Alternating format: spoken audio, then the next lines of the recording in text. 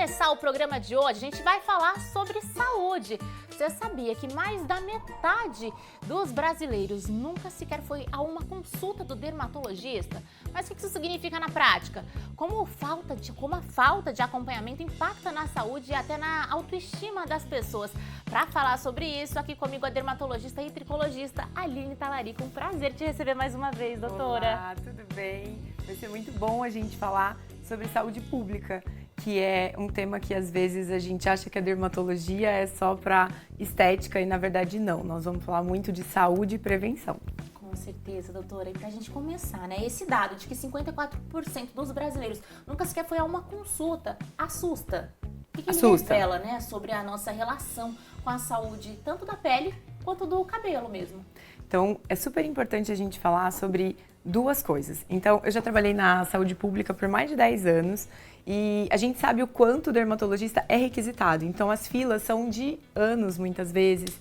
Esses pacientes, quando eles precisam de alguma intervenção, eles entram numa outra fila para fazer biópsia, para retirada de tumor. Então, com esse número de pacientes atendidos, nós temos então uma fila desse tamanho. Imagina, o buraco é muito maior.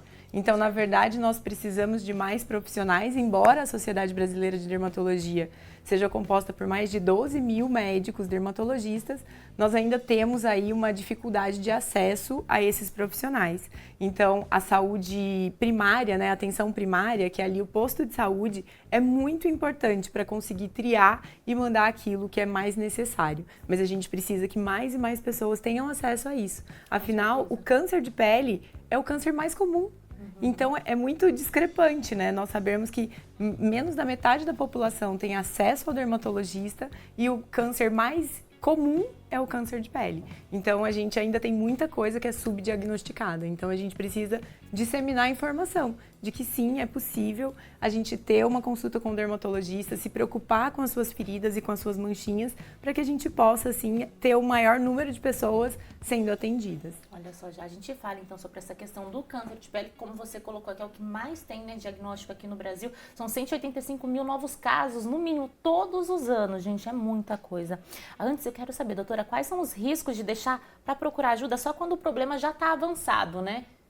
Depende muito de o que estamos falando, né? Então, se formos falar de câncer de pele especificamente, quanto mais tempo a gente demora para fazer o diagnóstico, existem dois grandes grupos de câncer de pele, mas sempre que a gente demora no diagnóstico, essa lesão aumenta e a cicatriz pode ser muito maior, o risco desse tumor invadir e fazer metástase, dar filhotinhos em outros lugares aumenta.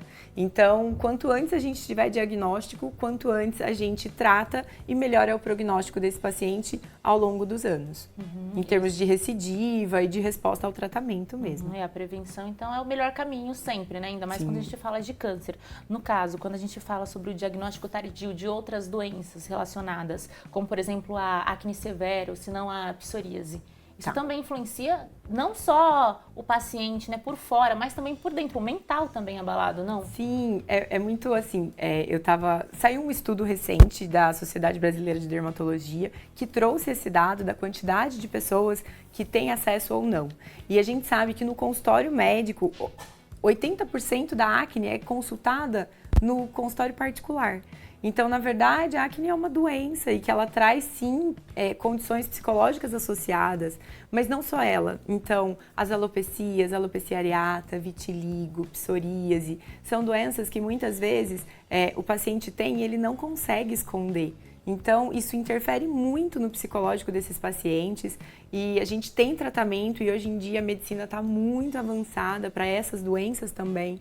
Então, a gente consegue melhorar a autoestima, no caso da acne, por exemplo, de um adolescente. Isso, com certeza, pode impactar na forma com que ele vai se demonstrar ao longo da vida, né? Então, aquela coisa da gente se esconder atrás daquilo que a gente não quer, a gente não precisa necessariamente disso. Então, a gente pode, sim, dar muita condição de melhora de autoestima e de como essa pessoa vai se portar ao longo da vida.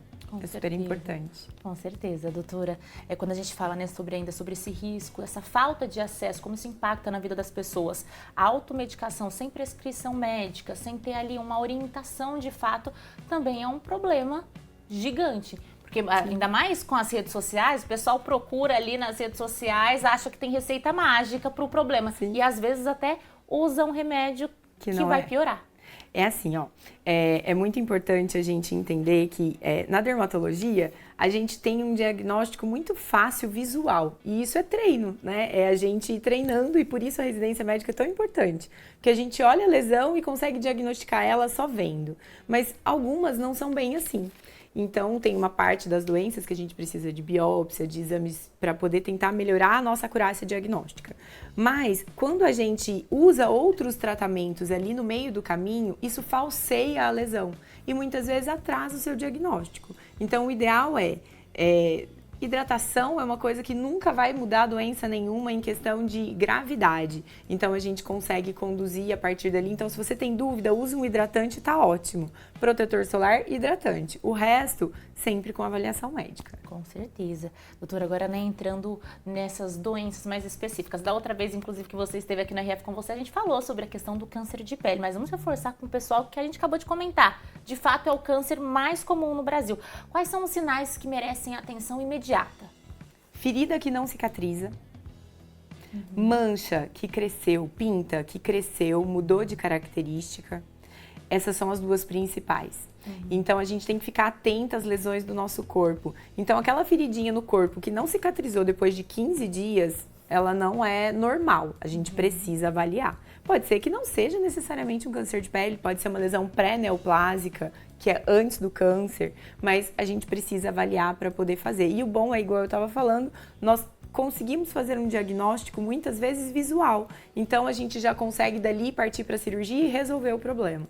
Então, o câncer de pele, sim, acomete todas as pessoas, pacientes negros, pacientes brancos, pacientes asiáticos. Não existe essa de que paciente negro não tem câncer de pele, sim, pode ter. Então, é muito importante a gente falar sobre prevenção. E para isso, o protetor solar é essencial. Protetor solar, então, tem que estar ali na rotina de skincare do dia a dia, todos os dias. Sim. No caso, quais outros cuidados simples dessa rotina que a gente pode fazer? Que a gente pode aderir? Exato. Tá, então assim, ó, a exposição solar é o principal fator de risco para câncer de pele no mundo e no Brasil principalmente, porque nós temos uma alta incidência de radiação solar.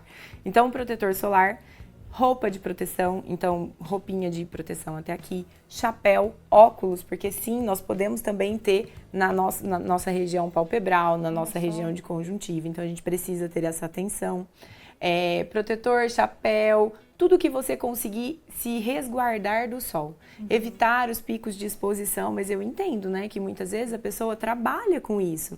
Então, a gente não tem como fugir. É importante que a gente se conscientize e tente, de alguma forma, minimizar o quanto esses raios solares com grandes incidências pode ser prejudicial para a nossa saúde. Olha só, gente, doutora, é até um pouco difícil, né? Nós brasileiros amamos o sol, uma praia. Então, assim, quando vai à praia, por exemplo, o que a gente pode fazer? É isso aí. Roupinha de proteção. Eita, difícil essa. Eu brinco com os meus pacientes assim, que você usa roupinha de proteção até umas 4, 5 da tarde, depois pode tirar a roupa e mostrar o corpinho de como quiser. Mas é super importante, porque a gente não consegue reaplicar o protetor na frequência que é necessária, nem na quantidade. E muitas vezes você precisa de ajuda para passar o protetor em áreas que ficam de difícil acesso, então dorso. Então, quando você usa a blusa de proteção, a perna, eu brinco que são 2 canudos, é muito mais fácil. Você passa o protetor e tá tudo bem. Agora, as costas você sempre precisa de ajuda. Então, óculos, chapéu, protetor solar e roupinha de proteção é essencial, principalmente para as crianças, hein? Não se esqueçam delas. Com certeza, doutora. Muita gente ainda acredita, né, que a pele negra não precisa de usar protetor solar, por exemplo. O que esse mito diz, né, a respeito dessa questão mesmo? É assim, ó. É perigoso? É perigoso, nós sempre precisamos proteger. A pele negra, ela tem maior proteção. Então, pensa que o pigmento, ele protege as células que estão abaixo dele. Então, com isso, diminui a incidência. Sim, é menor. Mas outros tumores também podem acontecer. Então, não é só o tumor que tem relação com a exposição solar. Existem tumores que têm relação com a expressão genética daquele paciente. Então, a gente precisa sempre. Eu nunca perco a oportunidade de examinar o meu paciente, porque eu acho que é isso, a gente poder avaliar um paciente de corpo inteiro, da cabeça aos pés, dá para ele a sensação de que ele precisa disso. E todos os pacientes precisam. Meus pacientinhos do SUS, eu morria de rir, porque eu chegava para atender e aí eu colocava os meus pacientinhos sem roupa, né? Tipo, conversava e colocava eles sem roupa.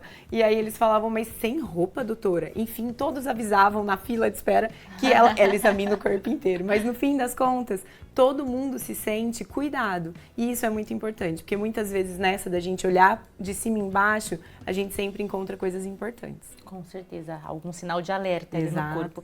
E doutora, para quem está em casa, né, existe algum autoexame que ela possa realizar, assim, de avaliar mesmo?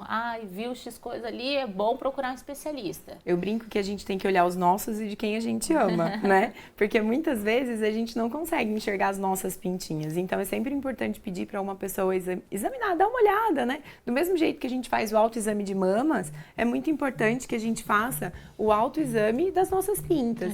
Então, observar o que pode e o que não pode estar acontecendo ali, se tem alguma coisa que está sendo alterada. Vamos começar falando da acne severa, né, doutora? A gente já estava comentando aqui nos bastidores que é uma queixa comum entre os adolescentes e que o tratamento transforma ali a pessoa, do início ao fim. Sim, eu brinco que é o desabrochar dos meus pacientes adolescentes. Então, normalmente, quando eles chegam envergonhados, mais tímidos. E conforme a gente evolui e avança no tratamento de melhora dessas lesões, eles desabrocham em autoestima, em confiança. E hoje em dia o bullying na escola é uma coisa muito frequente, na nossa época também era, né? Mas acaba que esses pacientes, eles ganham uma confiança diferente. E não é só adolescente que tem, nós também podemos ter em outras fases da vida, nós mulheres principalmente, podemos ter a acne da mulher adulta, que também impacta muito na nossa autoestima, que são aquelas acnes que dão normalmente em terço inferior de face. Como eu contei no começo, eu trabalhei por mais de 10 anos na saúde pública. E muitas vezes essas doenças que não têm um impacto orgânico no paciente, então esse paciente ele não vai morrer de acne, ele não vai morrer de vitiligo, mas muitas vezes ela era negligenciada, né? Então não era tratado de forma efetiva. Mas quando você trata e você transforma a vida de um paciente, isso muda completamente a forma com que você enxerga algumas doenças, né? Então é muito importante a gente entender que não é só estética. Obviamente a gente tem casos de acne que são extremamente graves, mas a gente não tá falando só disso. Eu acho que todo paciente que tem uma queixa, ele merece ser tratado, independente do como a gente entenda se aquilo é grave ou não. Então, se é uma queixa, ela deve ser tratada de uma forma adequada para poder dar o melhor conforto para aquele paciente. Com certeza. No caso aí da acne severa, né? Qual o fator de risco dela? De onde que ela vem? É genético? Normalmente a acne ela tem essa característica genética, então se um dos genitores tiveram acne grave na adolescência, é mais comum esse paciente ter acne grave. Então eu sempre brinco que nos primeiros sinais é o melhor momento. A acne ela não vai trazer nada de grave para a sua vida, mas ela vai trazer cicatrizes se a gente não tratar. E a cicatriz ela é muito difícil da gente tratar ao longo do tempo. Olha só. Então se a gente tem hoje medicamentos, mesmo na rede pública, com disposição para tratar de maneira efetiva e segura os nossos pacientes, a gente pode fazer uso disso de uma maneira muito boa. Então, eu acho que é super importante. Se você tem acne, se seu filho está começando a ter acne, procure ajuda. É uma forma de tratamento muito tranquila que a gente consegue fazer e segura para o seu filho e para você, paciente, poder aí levar a vida sem ter um incômodo com relação a isso. Doutora, você comentou que é seguro e tranquilo. Quais seriam essas formas, então, de tratamento? A acne, ela varia de tratamento de acordo com o grau de acometimento de lesão. Olha só. Então, se você tem uma acne leve, você pode só passar produto e tá ótimo.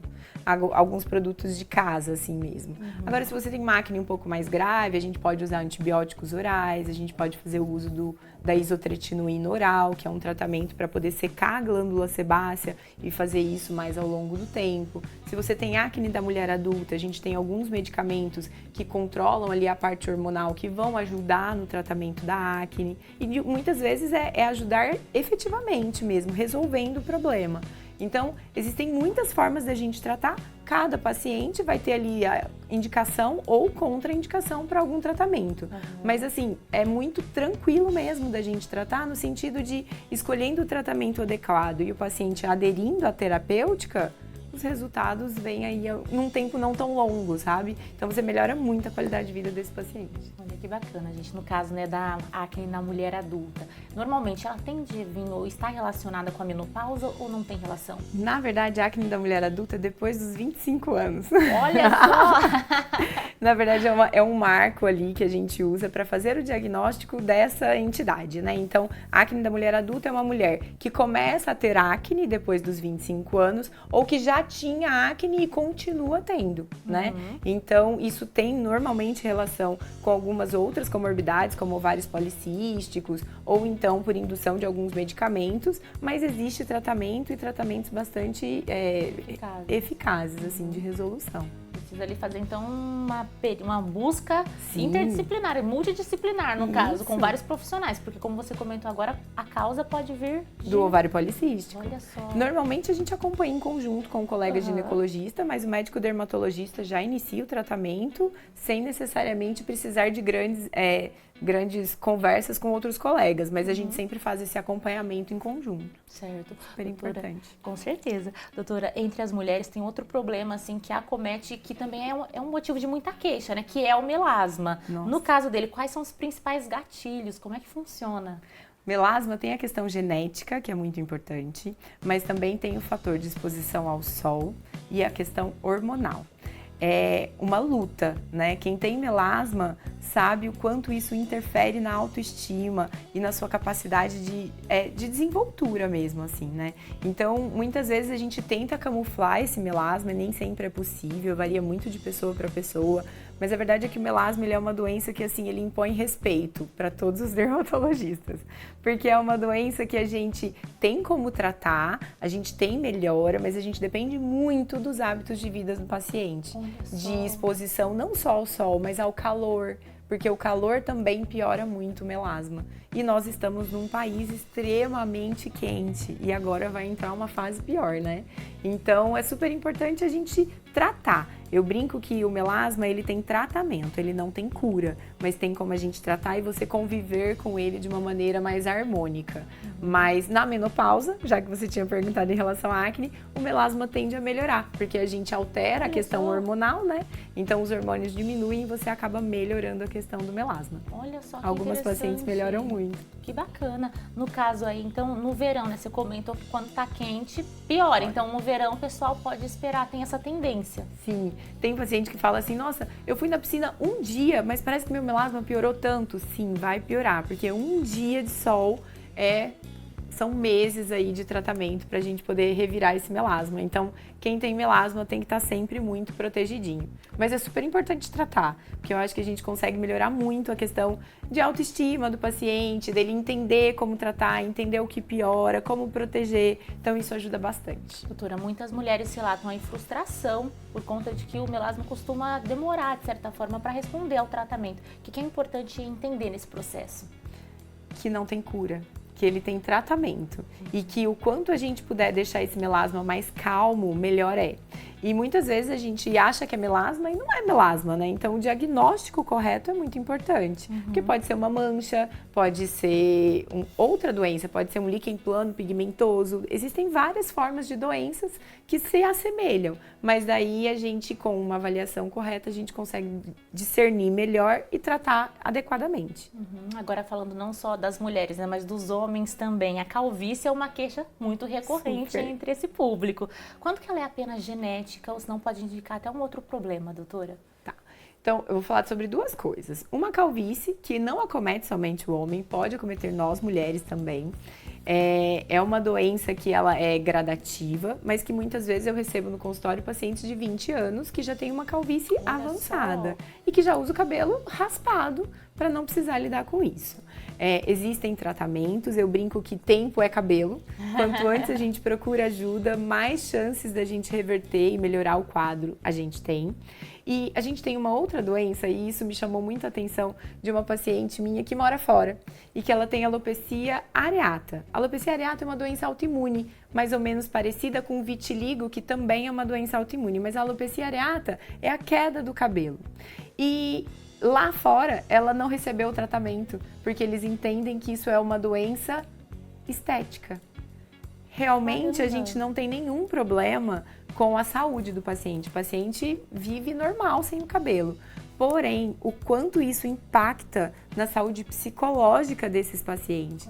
Então, assim, muitas vezes esses pacientes chegam completamente fragilizados no consultório, com choro mesmo, assim, sabe? De não entender o porquê que acontece e como que vai ser, como vai ser o tratamento. Mas como eu falei anteriormente, a medicina tem avançado muito e essas doenças autoimunes, embora sejam doenças de difícil controle muitas vezes, hoje a gente tem medicamentos que são extremamente efetivos para esse grupo de pacientes. Então que a gente consegue sim melhorar a qualidade de vida e trazer de volta o cabelo para esse paciente da alopecia areata. Na calvície, a gente também tem tratamento e tratamentos muito efetivos. Então, é uma questão da gente buscar ajuda para isso. E mesmo no SUS, nós temos como tratar esses pacientes. Olha só que bacana, gente. Então, está disponível no SUS também. Precisa ir atrás de um profissional qualificado. Isso mesmo. Para conseguir atender essa demanda. Doutora, você comentou que os avanços, né, da medicina têm ajudado muito nessa questão do tratamento. Então, quando a gente fala de tratamento, não é só o transplante de cabelo. Não.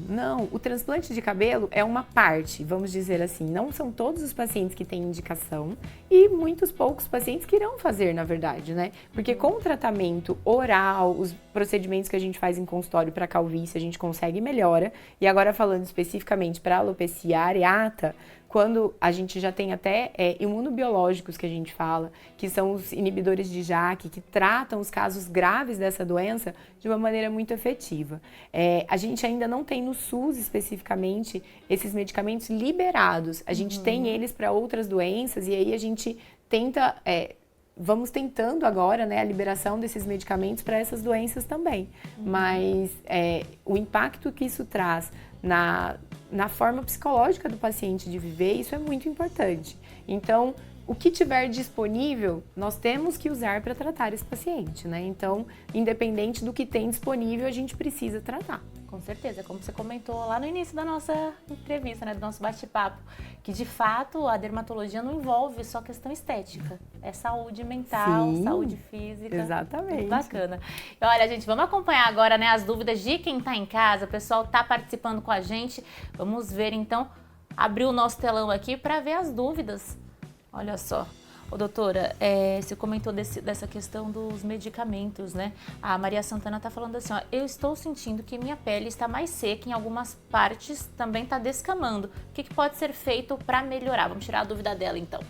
Então, duas coisas muito tranquilas. Em primeiro lugar, não usar banho tão quente. O banho quente, ele tira toda a nossa proteção natural da pele. Então, evitar os banhos muito quentes, usar sabonete e bucha. O ideal é a gente não usar nada disso, usar o sabonete só onde tem cheiro, axila, virilhas e pés. Porque assim a gente protege o restante da nossa pele que já vai sendo naturalmente exposta à perda de água. Então, hidratar bastante e usar o hidratante depois do banho. Então, a gente, de preferência, usar os hidratantes que a gente encontra em farmácia, não aqueles hidratantes com muito cheiro, porque, na verdade, isso às vezes pode até causar irritação nos pacientes. Então, o ideal é a gente usar um hidratante logo depois do banho, dentro dos primeiros 5 minutos, porque isso faz com que a água fique ali dentro da nossa pele e não fique tão ressecada. Em relação à descamação, pode ser só do ressecamento, mas se for descamação mesmo, a gente precisa avaliar para ver se tem ali alguma outra doença que está cursando junto com esse ressecamento. Certo. Você comentou agora da água quente, nos dias mais frios fica um pouquinho complicado, né? Eu adoro um banho quente, parece que aquece a alma, né? Mas não é bom para a pele, nem para o cabelo. Então, o ideal é ali um mais ou menos, né? Então, vamos num banho morno, que já é o suficiente. Doutora, falando sobre o cabelo, né? Nessa hora também, então, evitar a água quente. Mas quando a gente fala de frequência de lavagem do couro cabeludo, como é que funciona? A gente pode lavar todos os dias, uma vez na semana? Tem muitas amigas que falam assim, essa semana eu já lavei, não vou lavar, só semana que vem. Pode isso? Eu brinco que o couro cabeludo, ele tem que estar limpo. Se o seu couro cabeludo fica limpo, se você lava todos os dias, então você tem que lavar todos os dias. Se o seu couro cabeludo fica limpo, se você lava a cada 2 dias, você pode lavar a cada 2 dias. Porque quando a gente espaça muito, pensa que tem as células, elas vão se refazendo. Então, isso causa uma descamaçãozinha leve ali. E ainda tem o acúmulo de sebo, que nós produzimos naturalmente. A nossa vida é isso, né? Então a gente produz ali um pouquinho de sebo. Se isso se acumula, a gente acaba fazendo uma dermatite seborreica, o que não é saudável. Então eu coloco para os meus pacientes sempre que o couro cabeludo tem que estar limpo. Normalmente isso acontece quando a gente lava ou todos os dias ou dia sim, dia não. Então essa é uma frequência adequada. Mas tem pacientes que pode lavar uma vez a cada 3 dias, pode ser. Mas de um modo geral isso acaba acumulando ali sujidade no couro cabeludo. Doutora, mesmo que a pessoa, por exemplo, não encontre nenhum sinal, né, desses que a gente já comentou, de alguma doença, é importante o dermatologista pelo menos uma vez ao ano fazer uma consulta, né, de rotina mesmo? Sim, o ideal sabemos que não é assim que acontece para todo mundo, mas se possível, o ideal é sim a gente poder ir pelo menos uma vez ao ano no dermatologista, fazer uma consulta de check-up, assim, uma rotina mesmo. Examinar da cabeça aos pés, falar todos os pontos, o que a gente pode melhorar e acompanhar. Mas se você não consegue ir ao dermatologista, é muito importante que você consiga fazer o uso de protetor solar, evitar a exposição solar intensa e hidratar a sua pele. Com isso a gente já melhora, assim, olha, uma gama imensa de doenças que a gente pode fazer prevenção usando essas técnicas simples. E aí, em relação ao protetor solar, a gente pode falar assim, dicas rápidas. Ele tem que ser um fator 30 para cima. A gente tem que passar ele pelo menos de manhã, na hora do almoço. O ideal seria passar de 3 em 3 horas. Uau! Mas se você passar de manhã, eu já tô feliz. Se passar de manhã na hora do almoço, então não tem nem conversa. Mas a gente fazendo essas medidas simples, a gente consegue sim uma prevenção muito bacana. E fazer em todas as áreas expostas, né? Então não esquecer de braço, colo, se as pernas estiverem expostas também. Doutora, você falou da hidratação, ela não começa só de fora pra dentro, né? Tem muito que tomar líquido, também né? muito líquido, muita água. É isso mesmo. E tá seco o tempo, hein? Então quanto mais seco, mais água a gente tem que tomar. Doutora, muito obrigada pela Obrigada, presença, foi um prazer te receber mais uma vez. O pessoal te encontra nas redes sociais. Sim, Aline Talarico, lá estou eu. Se vocês precisarem de alguma coisa, tiverem alguma dúvida, eu estou à disposição. É isso aí, obrigada Obrigada pela eu, foi um prazer.